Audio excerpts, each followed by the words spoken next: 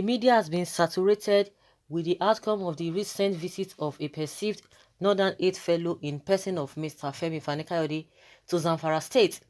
Femi Fani-Kayode, a former Minister of Culture and Tourism and later Minister of Aviation under former President Olusegun Obasanjo. His visit has generated controversies. These include alleged resignation by some members of Shikamfi Emirates Council. They have sought for the withdrawal of the title conferred on the politician by the Emir of Shikamfi. It is quite obvious that Mr. Femi Fani-Kayode is always focused on speaking ill of anything northern in recent times. Most Nigerians have failed to understand his political methodology. Let me go back to memory lane and give an insight about his gimmick disposition and his stance over the years. Mr. Fani-Kayode has been in the political radar since the return to democracy in 1999. His father has been a strong force in Southwest and the country's politics pre-independence era, having worked with President Olusegun Obasanjo as a Minister of Culture and Tourism and then a Minister of Aviation. He has been addicted to romance with powers at the helm of affairs. He was not favored by the late Umaru Musa Yar'Adua. Facts had emerged that Fani-Kayode was not in his good book and that of his family. The whole drama that played in during the tenure of late Umaru Musa Yar'Adua has seen two politicians, ministers from Obasanjo's cabinet, relegated during his tenure. Today, one of them is a governor of a northern state after seeking asylum with the current president during his stint with AMPP to CPC. But Femi Fani-Kayode had an inner mission of cajoling the then President Jonathan to his favor. It is in record that Mr. FFK was a frontline crusader for him to resign when the health status of the late President Umar Musa Yar'Adua emerged. He had published damning write-ups on his staged corpscracy governments of the living by the dead and what you have. He was a leading force that smeared the late president's image and twiddles his health status with a tag of divisive manipulation of Nigerian state through his comments and always against the northern rule. He succeeded in his plight when preferred person, the former president, was sworn in as acting president using the much talked about doctrine of necessity. Unfortunately, he was nowhere to be found within the inner and outer circle of the former President Goodluck Jonathan's cabinet. Mr. Fani-Kayode, who would later face allegations based on corrupt practices when he was the Minister of Aviation, his relationship fell apart with the ex-president Olusegun Obasanjo during his second term.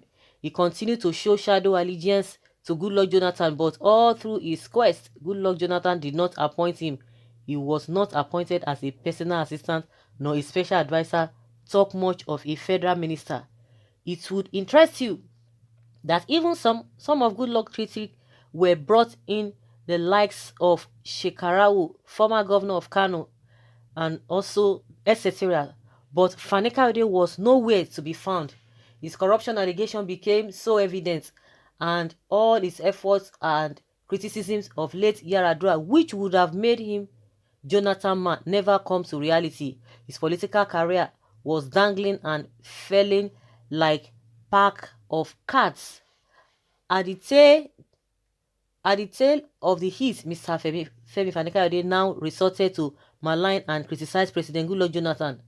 Excerpt from Premium Times on this day, on January 14, 2014, he said, and I quote, "Now policemen are openly attacking the same innocent Nigerians and opposition figures that are being paid to protect.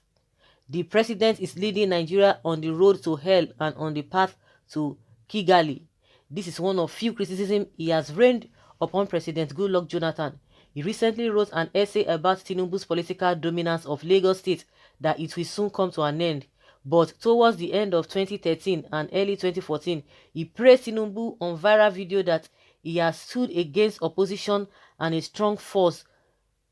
And what have you? This fierce critic of Goodluck Jonathan was later accommodated into Goodluck Jonathan camp and even given campaign publicity chair. His disposition on Jonathan changed and sang all praises on him. His campaign was bent on same divisive utterances along the lines of religions and ethnicity. He was later paraded at Federal High Court in Lagos in 2016 over allegations on money laundering to the tune of 4.6 billion naira by this government, despite the fact that he was recently acquitted. This act grew up his perceived hatred for the current government. He began all sorts of campaign of calumny on the government. He began a purported campaign on Islamization, Fulanization, on what are viewed by the government. He retired to online blogging and making claims that is not in reality. The list of shocking posts he made was his insults on the vice president and the former governor of Lagos State. He has constantly maligned the stature of the vice president, abused his loyalty to the president, and made damning allegations on the person of Bola Tinubu. He had even predicted that Tinubu will either leave APC, will not be involved in the scheme of things. Recently, he maligned, abuse and Fulani raised when the chief of staff was installed. His continued divisive utterances on media has labeled him as a hater of the North. His controversial permutation and his political methodology is looking at the North as a source of rescue this time. This controversial politician was honored as Saudanki Shikafi by the Emir of Shikafi in Zamfara State.